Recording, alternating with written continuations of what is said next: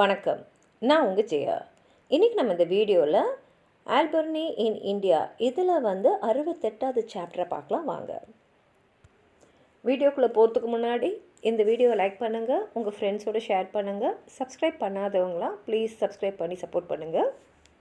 இப்போ நம்ம பார்க்க போகிறது ஆல்பர்னி இன் இந்தியாவில் 68வது சாப்டர். இந்த புக்கில் மொத்தமாக 80 சாப்டர்ஸ் இருக்குது. இந்த 68வது சாப்டரோட தலைப்பு என்னென்னா on what is allowed and forbidden in eating and drinking. அதாவது சாப்பிட்றதுக்கும் குடிக்கிறதுக்கும் எதெல்லாம் நம்ம சாப்பிடலாம் குடிக்கலாம், எதெல்லாம் நம்ம சாப்பிடக்கூடாது குடிக்கக்கூடாது, இது அவங்கவுங்க மதத்தில் அவங்க என்ன சொல்லியிருக்காங்கன்றதான். இப்போ எல்லாரும் மாதிரி தான், இப்போ கிறிஸ்டின்ஸ் மனிச்சன்ஸ் மாதிரி தான் கொல்றதை எல்லா மதமும் தடை செய்யும். ஆனால் மனிதனுக்கு அந்த மாமிசத்தை சாப்பிடணும் அப்படின்னு ஆசை இருக்கும் போது அந்த தடையை அவன் மீறிடுறான். ஆனால் இதை பிராமின்ஸ் செய்ய மாட்டாங்க. ஏன்னா அவங்க என்ன நினைக்கிறாங்கன்னா, நம்ம மதத்தை காப்பாற்றுறவங்க நம்ம தான். அப்போது நம்ம மதம் இதெல்லாம் சாப்பிடக்கூடாதுன்னு சொன்னால் நம்ம அதை சாப்பிடக்கூடாது, இதெல்லாம் குடிக்கக்கூடாதுன்னு சொன்னால் நம்ம அதை குடிக்கக்கூடாதுன்னு. அதே மாதிரி தான் கிறிஸ்டின் கிளர்ஜிலும் பார்த்திங்கன்னா ஒரு ஹை ரேங்கில் இருக்காங்களே, பிஷப்ஸு, மெட்ரோபாலிட்டன்ஸ், கேத்தலிக்கு, பெட்ரிட்டியஸ், இவங்களாமும் இதே எண்ணத்தில் தான் இருப்பாங்க. ஆனால் லோவர் கிரேட்ஸாக இருக்கக்கூடிய பிரெஸ்பிரிடியன்ஸ், டெக்கான்ஸு, இவங்களில் ஒரு மாங்க் அளவில் இருக்கக்கூடியவங்க அதெல்லாம் ஃபாலோ பண்ணுவாங்க. மற்றவங்களாம் அந்த அளவுக்கு ஸ்ட்ரிக்டாக இருக்க மாட்டாங்க.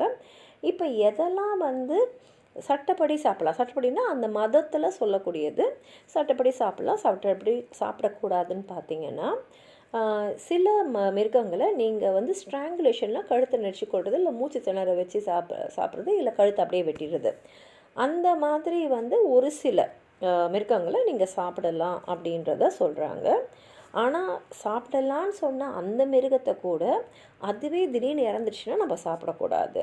இந்த மாதிரி சாப்பிடலான்னு எந்த மிருகம்லாம் அவங்க சொல்கிறாங்கன்னா, ஷீப்பு, கோட்ஸு, கேசிலஸ்னால் ஒரு வகையான மான், ஹேர்ஸ்னால் முயல், ரைனோசரஸ், பஃபலோஸ், மீன், தென் அப்புறம் water and land birds like sparrows, ring doves, francolins, doves, peacocks, இதெல்லாம் மனிதன் ரொம்ப ஆசையாக வளர்க்காமல் இருக்காங்க இல்லையா, அதோ இல்லை மனிதனுக்கே கொஞ்சம் தீங்கு விளைவிக்கக்கூடிய அளவுக்கு இருக்கக்கூடியதை அவன் அலோவ் பண்ணியிருக்காங்க.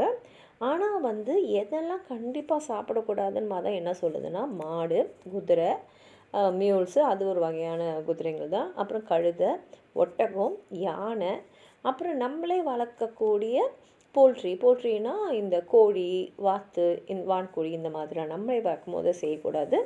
அப்புறம் காக்கா, கிளி, நைன்டிங்கேல்ஸு, அப்புறம் எல்லா வகையான முட்டைகள், அப்புறம் வைன். இந்த சூத்ராஸ் மட்டும் வைன் குடிச்சிக்கலாம், அவங்களுக்கு அது அலவுடு. ஆனால் அவங்க குடிக்கலாமே தவிர அதை விற்கக்கூடாது. அதே மாதிரி மாமிசத்தையும் அந்த சூத்ராஸ் விற்கக்கூடாது. இப்போ மாட்டோடைய மாமிசம் ஏன் சாப்பிடக்கூடாதுன்னு சொல்கிறாங்கன்னா, அதில் 2 கதை வருது. ஒன்று பரதர், அவருக்கு முன்னாடி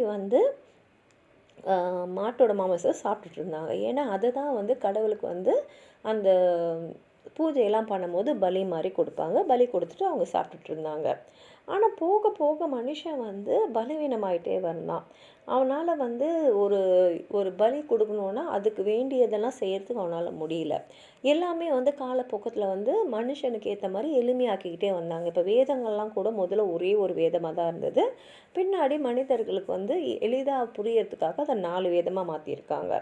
அதே மாதிரி தான் இந்த மாட்டோட மாமிசமும் மனிதனோட பலவீனம் காரணமாக அது சாப்பிடக்கூடாது அப்படின்ற ஒரு முடிவுக்கு வந்திருக்காங்க. அதை அந்த மதம் ஏற்றுட்டுருக்கு. இன்னொரு கதை என்னென்னா, பிராமின்ஸ்லாம் இந்த மாட்டோட மாமிசத்தை சாப்பிட்டா ரொம்ப கஷ்டப்பட்டிருக்காங்க. ஏன்னா இந்த நாடு வெப்பமான நாடு, ஆனால் உடம்புடைய உள்பகுதி பார்த்திங்கன்னா அது குளிர்ச்சியானது. அதனால் அது சரியாக ஜீரணம் செய்ய முடியாது. நிறைய சமயத்தில் பார்த்திங்கன்னா இரவு உணவுக்கு அப்புறம் கூட நிறைய பேர் வெத்தலை பாக்கு போடுவாங்க. அது ஜீரணத்துக்கு அவங்களுக்கு உதவும். அப்படின்றதுனால தான் இந்த மாட்டோடைய மாமிசம் அவங்களுக்கு ஜீரணம் ஆகாமல் அவங்களுக்கு கஷ்டம் கொடுத்ததுனால அவங்க இதை விட்டுட்டாங்க அப்படின்னு சொல்லிட்டு அவர் என்ன சொல்கிறாருன்னா, ஆனால் இது 2மே நான் கேள்விப்பட்டது தான், ஆனால் இது வேறு வேறு விஷயமா எனக்கு சேர்ந்ததுனால இதில் எது உண்மைன்றதை என்னால் சொல்ல முடியல அப்படின்னு சொல்லிட்டு இது லக்கூனா மேனுஸ்கிரிப்டில் இருக்குது அப்படின்னு சொல்லியிருக்காரு. இன்னொரு காரணம் என்ன இருக்கலாம்னா, பொருளாதார காரணத்தால் இருக்கலாம். ஏன்னா மாடுன்றது மனுஷனுக்கு பல வகையில் வந்து உதவி செய்யுது. ஒன்று வந்து அவனுடைய பொதியெல்லாம் சுமத்துன்னு போகுது. அவனுடைய எல்லா விதமான லோட்ஸையும் எடுத்துன்னு போகுது. அவனுக்கு விவசாயத்தில் வந்து நிலத்தை உழுறது எல்லாமே வந்து உதவி செய்யுது.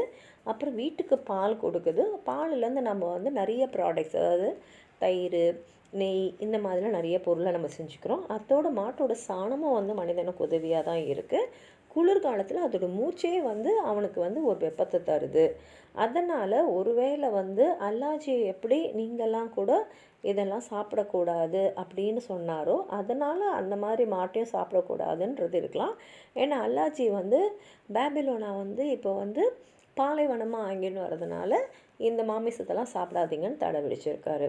இப்போ வந்து நமக்கு ஒரு ஃபிலாசபிக்கலாக இருக்கு இல்லையா, எல்லாமே சமம்னு.